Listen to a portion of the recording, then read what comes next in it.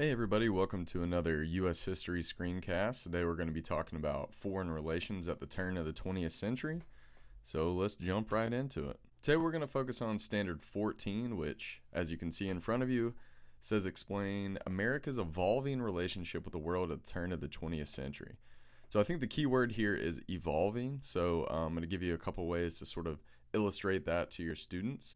As you can see, the standard really focuses on the Spanish-American War, the war in the Philippines, sort of the new idea of American imperialism, and how that is reflected in the presidency of Teddy Roosevelt. So as with other screencasts, I like to sort of look back first, and then we'll look forward in the next slide. So looking back, get your students to realize that at the beginning of the country, the United States was very, very neutral, or isolationist, if you want to use that term.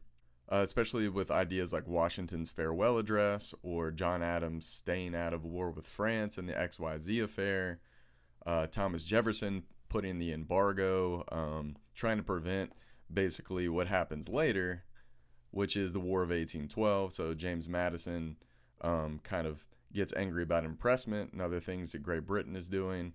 Then the Monroe Doctrine is essentially trying to keep Europe out of the West. And then you have kind of the ideas of James Polk with the Mexican-American War and Manifest Destiny. There's kind of a shift from neutrality into what we would call interventionists or maybe expansionists, or however you want to word that. We have the whole idea of, the United States is trying to stay neutral in World War I and World War II, but we know that that does not happen. And then after World War II, it's a very different feeling with the rise of the Cold War.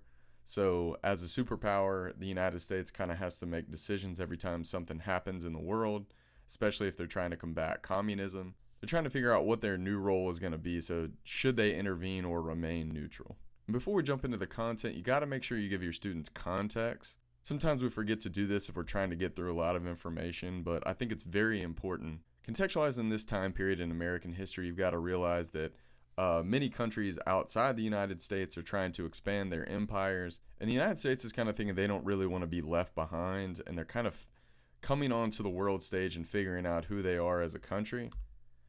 There's also a lot of sort of theories of racial superiority, even though, that's kind of been around forever almost, but it's kind of a new way of looking at it, especially with social Darwinism, which we'll go back to in a minute.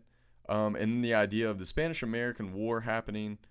So some people would argue that this is when the United States is kind of on the world stage, and they've got to decide what is their role going to be in sort of the geopolitics of the world.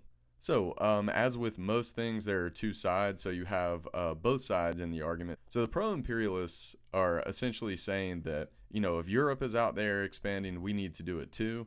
There's this huge rise in international competition and rise in nationalism. I would argue this one may be the most important. I'm very sort of, on the economic argument side of almost everything that happens in history. So the United States is looking for not only new resources, but a place to sell their surplus goods. So these are, essentially taking the resources of the place while also selling goods to them at the same time. One that people forget about that we actually are still utilizing today is having military bases around the world, so that plays a key role. And this whole idea that we mentioned earlier with the almost what most people eventually call the white man's burden, but this idea that, kind of the United States or countries that see themselves as superior, it's kind of their job or their role to go help, civilize these uncivilized nations. So that is a very sort of popular idea during the time period that strongly influences sort of imperialism as a whole. And on the other side of the argument, you've got obviously anti-imperialism, where, you see a lot of these arguments today. Anytime you get into a foreign war, it costs money and lives.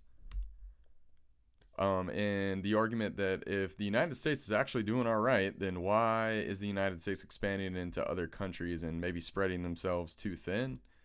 And lastly, the moral argument of, can you invade a country and actually kind of subjugate or take control of the politics and the people there?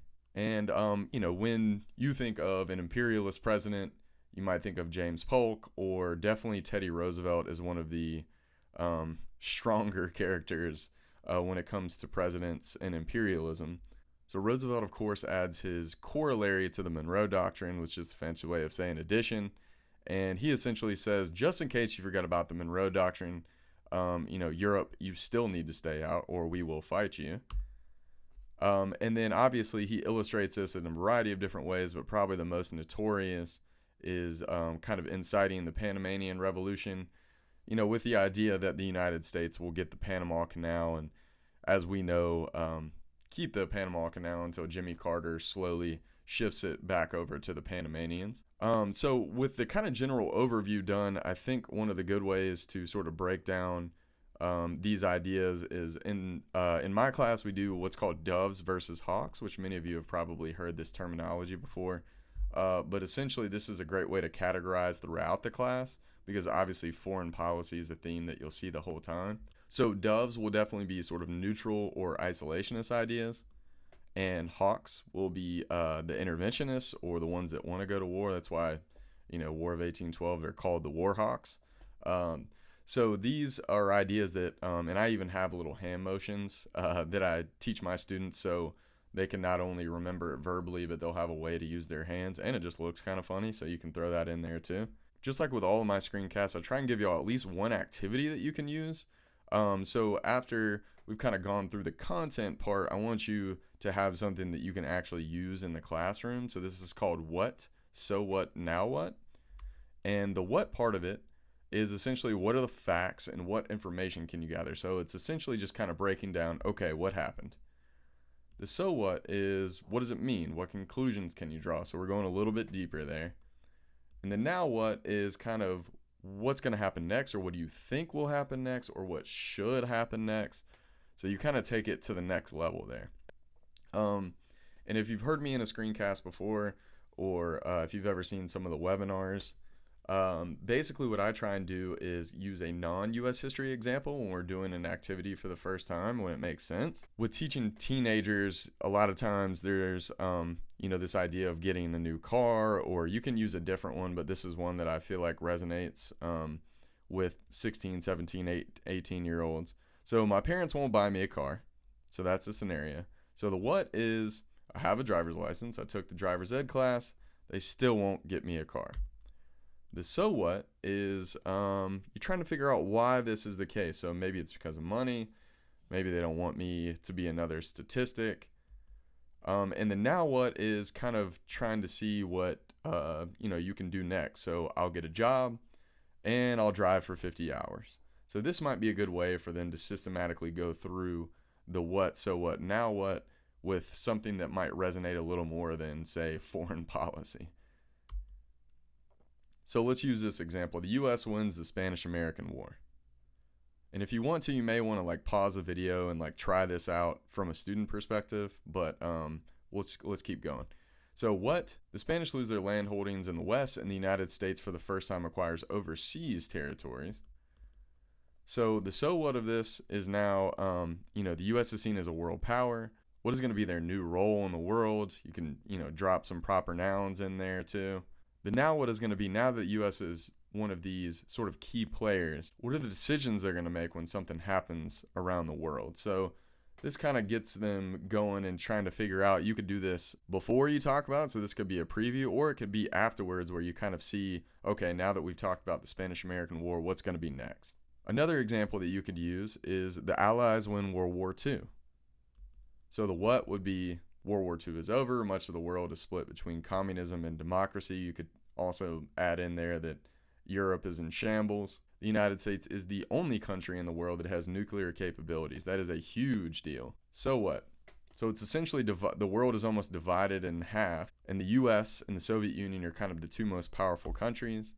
And, many historians look back in time and kind of argue, so should the U.S. actually use military force to contain communism? What's going to happen in Berlin? It's all split up. If the Soviets try to expand, what's going to happen then? And then the now what is, should the United States use nuclear weapons to create almost like a world empire? Or should they go back to sort of the dove or isolationist kind of point of view? So really this just helps students sort of see the base facts, go a little bit deeper with the so what, and then kind of look into the future and maybe see what is going to be the impact. And one of the coolest things I like about this is, this also helps them systematically think about, anything that happens in their lives. So this is not just a U.S. history activity, but it's really sort of a meta activity where they can think about their thinking a little bit. So to summarize, to show the evolution, the key word there is evolution, obviously. So you got to give them a little bit before and a little bit after. What is kind of the context of the time period? And then, what has the United States done previously, and how does that change at the turn of the 20th century? And does it change or stay the same as the 20th century progresses? So if you're looking at the word evolution, you need to see sort of the change before and after. If you like it, I know some teachers don't want to do it, but I think doves and hawks are a great way to get students to compartmentalize foreign policy and, use the hand motions if you want to. And then, like we said a second ago, the what, so what, now what, is kind of a systematic way of thinking about, okay, this is the case. How can I sort of guess what's going to happen in the future? What do I think should happen in the future? How can this help me sort of plan for the future?